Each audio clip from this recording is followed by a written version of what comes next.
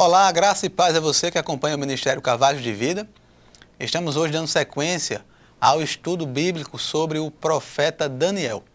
Então, o livro do profeta Daniel, ainda estudando os feitos e as realizações de Deus através da vida de Daniel, no período em que o povo estava exilado na Babilônia, durante o reinado do rei Nabucodonosor. Então, hoje, indo para o capítulo 4 do livro de Daniel, a gente vai dar sequência estudando um pouco da questão das visões do rei, das visões de Daniel, da interpretação de Daniel em relação aos sonhos que o rei tinha. A gente já falou no primeiro momento sobre o primeiro sonho que o rei teve e que, por conta dessa interpretação, Daniel foi promovido. Falamos também da questão da fornalha de fogo, né? Então, pontos realmente muito conhecidos e comentados da Bíblia Sagrada. Agora, em sequência, no capítulo 4, a gente encontra o edito do rei, o sonho de uma grande árvore e sua loucura. Então, é um outro sonho que o rei Nabucodonosor teve, onde ele viu uma grande árvore, né? Começava essa questão da árvore, e aí ele não entendia exatamente o que acontecia depois. E este sonho era relativo a um período, a um momento de, digamos, de insanidade que o rei iria passar, né? E o Deus Todo-Poderoso tinha projetado nesse momento passar a mensagem que, por mais poderoso que fosse o homem, ele está abaixo, está sob o domínio de Deus, que no estalar de dedo pode fazer com que as coisas mudem, as coisas aconteçam, e quem aparentemente tem muito poder, está na posição privilegiada também, está sob domínio de Deus e de sua vontade. Para a gente entender essa linha sistematizada da história, deste momento do livro, vamos para a Bíblia Sagrada, no capítulo 4 do livro de Daniel. Então, começando, acompanhe comigo o texto que está no slide para você. Nabucodonosor, rei, a todos os povos, nações e línguas que moram em toda a terra, paz vos seja multiplicada. Pareceu-me bem fazer conhecidos os sinais e maravilhas que Deus, o Altíssimo, tem feito para comigo. Quão grandes são os seus sinais, e quão poderosas as suas maravilhas. O seu reino é um reino sempiterno, e o seu domínio de geração em geração. Eu, Nabucodonosor, estava sossegado em minha casa e próspero no meu palácio. Tive um sonho que me espantou. E estando eu na minha cama, as imaginações e as visões da minha cabeça me turbaram. Por isso eu expedi um decreto para que fossem introduzidos à minha presença todos os sábios de Babilônia, para que me fizessem saber a interpretação do sonho. Então entraram os magos, os astrólogos, os caldeus e os adivinhadores, e eu contei o sonho diante deles, mas não me fizeram saber a sua interpretação. Por fim, entrou na minha presença Daniel, cujo nome é Beltesazar, segundo o nome do meu Deus, e no qual há o espírito dos deuses santos, e eu lhe contei o sonho, dizendo: Beltesazar, mestre dos magos, pois eu sei que em ti há o espírito dos deuses santos, e nenhum mistério te é difícil. Dize-me as visões do meu sonho que tive e a sua interpretação. Então, neste momento, perceba alguns itens interessantes do texto. Voltando um pouquinho, você percebe aqui que ele fala: pareceu-me bem fazer conhecidos os sinais e maravilhas que Deus, o Altíssimo, tem feito para comigo. Então, no versículo 2 do capítulo 4, a gente percebe que o rei está relatando um acontecimento.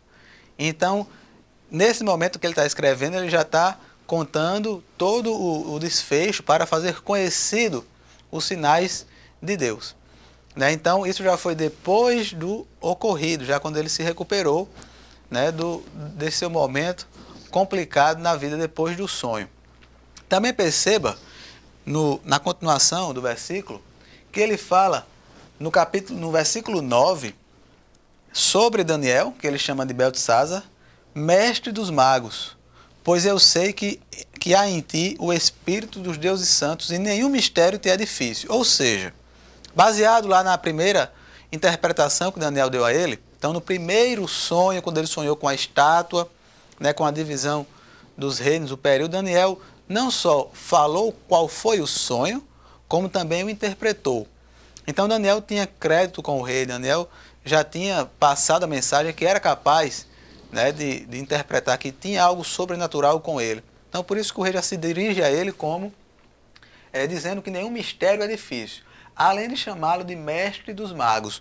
Ou seja, diante dos magos, astrólogos, caldeus e adivinhadores, que são mencionados no versículo 7, o rei chama ele de mestre dos magos. Então, era o consultor do rei que tinha que gerava ao rei, que dava para o rei mais credibilidade, né? Então, assim que o rei fala sobre Daniel.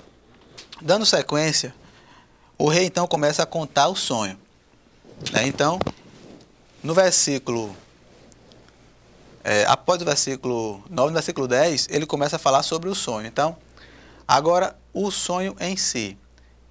Eis, pois, as visões da minha cabeça, estando eu na minha cama. Eu estava assim olhando e vi uma árvore no meio da terra, cuja altura era grande. Crescia esta árvore e se fazia forte, de maneira que a sua altura chegava até o céu, e era vista até os confins da terra. A sua folhagem era formosa e o seu fruto abundante, e havia nela sustento para todos. Debaixo dela os animais do campo achavam sombra, e as aves do céu faziam morada nos seus ramos, e toda a carne se mantinha dela. Estava vendo isso nas visões da minha cabeça, estando eu na minha cama, e eis que um vigia, um santo, descia do céu, clamando fortemente e dizendo assim: derrubai a árvore e cortai-lhe os ramos, sacudi as suas folhas, espalhai o seu fruto, afugentem-se os animais de debaixo dela e as aves dos seus ramos. Então veja só, neste momento ele está falando sobre uma árvore poderosa, uma árvore grande, que estava crescendo, dando mantimento aos animais, aos pássaros e a todos que estavam buscando sombra embaixo dela. Então vai gravando o poderio da árvore. Então dando sequência. Mas deixai na terra o tronco com as suas raízes, atada com cadeias de ferro e de bronze, na erva do campo, e lhe seja molhado do orvalho do céu, e seja a sua porção com os animais na erva da terra. Seja mudado o seu coração, para que não seja mais coração de homem, e lhe seja dado coração de animal, e passem sobre ele 7 tempos. Esta sentença é por decreto dos vigias, e esta ordem por mandado dos santos, a fim de que conheçam os viventes que o Altíssimo tem domínio sobre o reino dos homens, e dá a quem quer, e até ao mais humilde dos homens constitui sobre ele. Este sonho eu, rei Nabucodonosor, vi. Tu, pois, Beltesazar, dize a interpretação, porque todos os sábios do meu reino não puderam fazer-me saber a sua interpretação. Mas tu podes, pois há em ti o Espírito dos deuses santos. Então veja só, antes de falarmos sobre a interpretação, o rei fala para Daniel sobre o sonho que ele teve. Então um sonho, mais uma vez, um daqueles sonhos assustador. E que, de certa forma, já vai dando ao entender, principalmente para quem tem o conhecimento sobre o poderio de Deus, qual era a mensagem que Deus estava querendo passar para ele, né? Então, ele estava no momento de muito sucesso do reino, né? O reinado de Nabucodonosor durou 44 anos, em que a Babilônia prosperou e prosperou muito, né? Neste momento, Daniel continuava como eunuco do rei, né? Inclusive, esse termo eunuco, a gente tem que colocar como, fazer algumas observações, porque em alguns casos o termo eunuco na história é usado para homens que cuidavam dos haréns de alguns reis. E aí esses homens eram castrados, eles ficavam dentro do harém, né? Também faziam parte da coordenação desses haréns com as concubinas. Não seria o caso, não é o caso, né? Até por uma dedução teológica de Daniel. Então, em alguns momentos, em algumas traduções, a gente encontra esse termo eunuco, mas neste caso ele seria um servo, um consultor próximo ao rei, um dos nobres. Até porque ele não permitiria tal ação, né, levando em consideração a questão de não se contaminar, a questão deles terem, em alguns momentos, como por exemplo na fornalha de fogo, ter se negado a adorar uma estátua.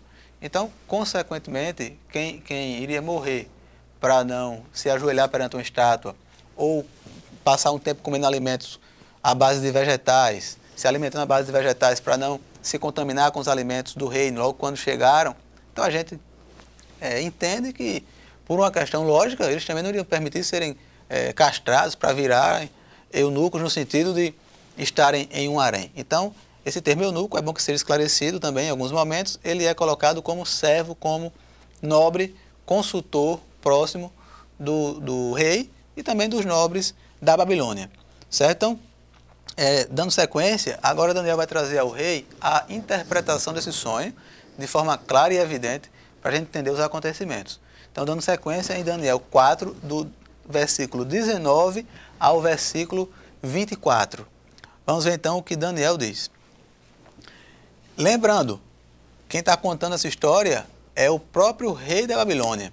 Então, Daniel transcreveu de acordo com o que o rei publicou. Então, Daniel, cujo nome era Beltesazar, esteve atônito por 1 hora, e os seus pensamentos o turbavam. Falou, pois, o rei, dizendo: Beltesazar, não te espante o sonho, nem a sua interpretação.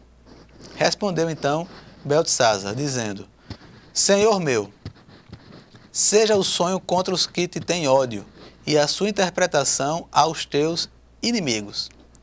A árvore que viste, que cresceu e se fez forte, cuja altura chegava até ao céu, e que foi vista por toda a terra, cujas folhas eram formosas e o seu fruto abundante, e em que para todos havia sustento, debaixo da qual moravam os animais do campo, e cujos ramos habitavam as aves do céu, és tu, ó rei, que cresceste e te fizeste forte.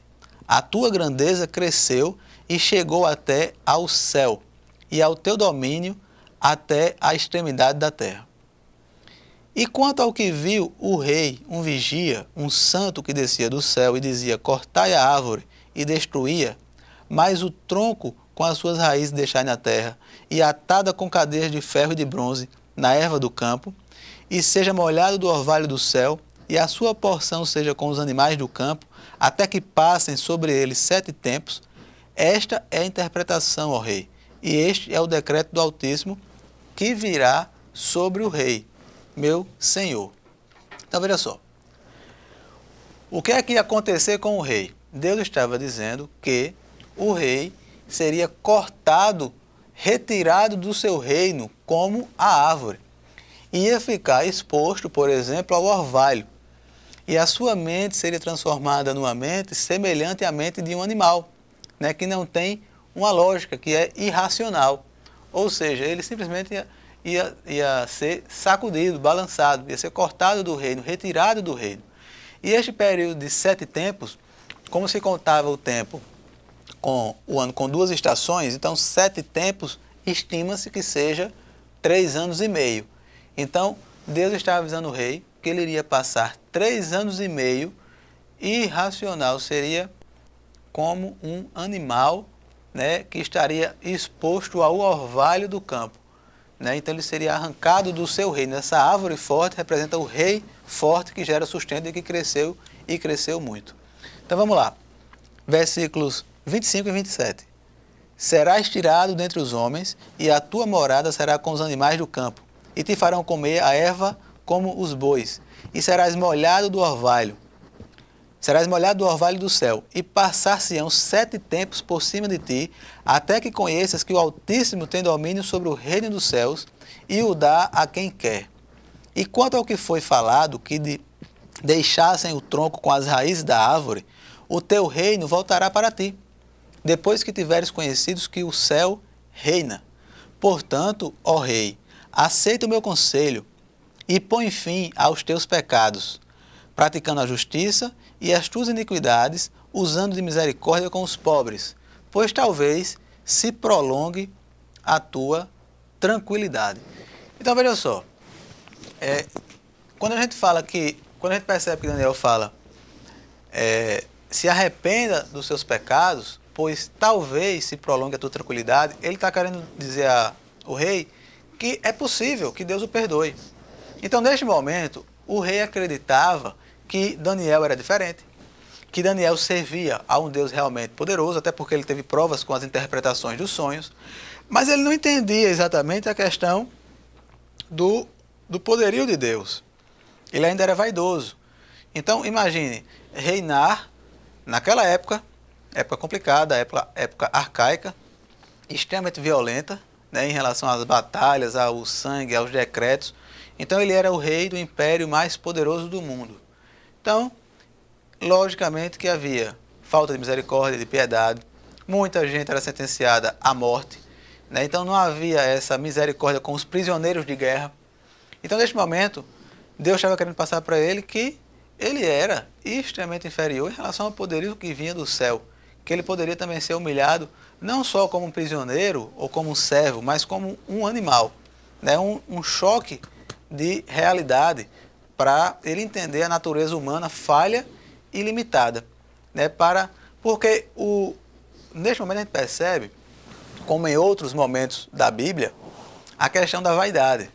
Então a vaidade, a gente já viu questões relacionadas à vaidade.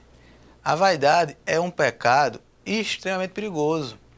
E aí eu já vi alguns pregadores, alguns palestrantes enfatizarem essa questão da vaidade como sendo um pecado complicado em relação, não que tenha diferença de pecado.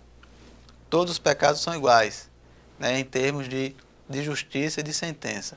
Agora, quando a gente especifica a questão do pecado, logicamente, eles vão ter consequências sociais diferentes, né? Então, um assassinato, o adultério, o roubo, a mentira, eles têm consequências diferentes. Mas o pecado significa desviar-se do caminho. Então, desviar-se do pensamento de servo, de agradar a Deus, de estar no alvo que Deus quer que você esteja. Então, quando você peca, o pecado significa um desvio de rota, que lhe afasta de Deus, consequentemente lhe afasta do seu desígnio e da sua missão relacionada ao que Deus quer que você faça. Você está se afastando de Deus, né? Então, quando a gente fala em processo de salvação, a gente pensa em justificação, que é a parte de arrependimento, onde você é justificado e você é salvo. Mas após esse momento de justificação, você vai ter um momento de proximidade de Deus. E nesse momento, você vai buscando o alvo junto a Deus, seguindo o seu caminho certo. O pecado que vai acontecer vai tentar lhe impor desvios de rota, né? Então, todo e qualquer pecado vai fazer isso em relação a Deus, em relação à questão espiritual. Consequentemente, dependendo do tipo de pecado, de erro, você vai ter consequências sociais diferentes. E especificamente em relação a este momento, ao rei Nabucodonosor, é apontada a vaidade, né? A vaidade que, em alguns momentos, a gente pode dizer que ele é associado ao pecado do próprio Lúcifer, a questão da vaidade, de se sentir poderoso, maior do que o próprio Deus. Então a vaidade é um tipo de pecado que tem consequências, por exemplo, como esta: choques de realidade, de mostrar que você não é nada, que você é inferior a Deus, que você não tem condições você não é melhor do que ninguém, né? Que todos perante Deus são iguais, justificados, filhos e criação das suas mãos. Então, nesse momento, Deus vem e faz, vamos baixar a bola, vamos ter um choque aí de realidade para você entender que quem domina sobre tudo, sobre todos os reinos, sou eu. Imagine, hoje em dia, o presidente dos Estados Unidos passar 3 anos e meio no jardim da Casa Branca lá, como um animal, sem a menor noção de realidade, de lógica e racional, né? Então foi basicamente isso que aconteceu na época do Império Babilônico com o seu rei, o rei poderoso e conhecido inclusive nos livros de história, o rei Nabucodonosor. Então, continuando, o acontecimento em si. Bom, o que aconteceu então? Como foi que foi colocado em prática? Tem uma imagem aí que lembra uma das caricaturas do rei, com cabelo grande, rastejando, como um animal. Todas estas coisas vieram sobre o rei Nabucodonosor. Ao fim de 12 meses, quando passeava no palácio real da Babilônia, falou o rei dizendo: Não é esta a grande Babilônia que eu edifiquei para a casa real, com a força do meu poder e para a glória da minha magnificência? Ainda estava a palavra na boca do rei, quando caiu uma voz do céu: A ti se diz, ó rei Nabucodonosor, passou de ti o reino, e serás tirado dentre os homens, e a tua morada será com os animais do campo. Far-te-ão comer erva como os bois, e par-se-ão 7 tempos sobre ti, até que conheças que o Altíssimo domina sobre o reino dos homens, e o dá a quem quer. Na mesma hora se cumpriu a palavra do rei, na mesma hora se cumpriu a palavra sobre Nabucodonosor, e foi tirado dentre os homens, e comia erva como os bois, e o seu corpo foi molhado do orvalho do céu, até que lhe cresceu pelo, como as penas da águia, e as suas unhas como as das aves. Daniel 28, 33. Então, o que aconteceu? O que Deus disse que ia acontecer, mais uma vez. Então, mais uma vez. Agora, Daniel falou para ele que depois de 7 tempos, o reino seria dado de volta. Então, a palavra de Daniel também estava mais uma vez colocada em xeque, colocada à prova. Então, em alguns momentos, com certeza, muitos dos nobres ou o pessoal da cúpula da Babilônia pensou em se colocar outro rei, em se eleger alguém, um substituto, porque o rei simplesmente estava com completa insanidade. Então, comendo erva como os bois, no campo. Imagine o que se passou na Babilônia durante 3 anos e meio com o rei no estado desse. Mas a palavra de Deus ela é fiel, o que Deus diz acontece, Deus tem um plano, então ele decretou que o reinado voltaria a ele. E aí vem a recuperação. Mas ao fim daqueles dias eu, Nabucodonosor, levantei os meus olhos ao céu e tornou-me a vir o entendimento. Então, esse trecho é muito interessante. Tornou-me a vir o entendimento. Então, ele, de repente, volta ao normal. Então, ele cai em si. Todo aquele período de insanidade passa. E eu bendisse o Altíssimo, e louvei e glorifiquei ao que vive para sempre, cujo domínio é um domínio sempre eterno, e cujo reino é de geração em geração. E todos os moradores da terra são reputados em nada, e segundo a sua vontade ele opera com o exército do céu e os moradores da terra. Não há quem possa estorvar a sua mão e lhe diga: que fazes? No mesmo tempo, tornou a mim o meu entendimento, e para a dignidade do meu reino tornou-me a vir a minha majestade e o meu resplendor. E buscaram-me os meus conselheiros e os meus senhores, e fui restabelecido no meu reino, e a minha glória foi aumentada. Agora, pois, eu, Nabucodonosor, louvo, exalto e glorifico ao Rei do céu, porque todas as suas obras são verdade, e os seus caminhos juízo, e pode humilhar aos que andam na soberba. Então, o homem mais poderoso do mundo, o rei da Babilônia, na época do profeta Daniel, teve o seu entendimento tirado durante 3 anos e meio, foi comer mato, comer erva com os bois, ficou ao orvalho, ao relento, e passou 3 anos e meio vivendo como um animal. Foi uma árvore que foi trocada, uma árvore que tinha todo um resplendor e foi cortada. Ele se envaideceu, ele era soberbo, e incrédulo, e aí ele termina, ele volta deste acontecimento, glorificando ao Deus de Daniel, ao Deus do céu, que ele chama de Altíssimo.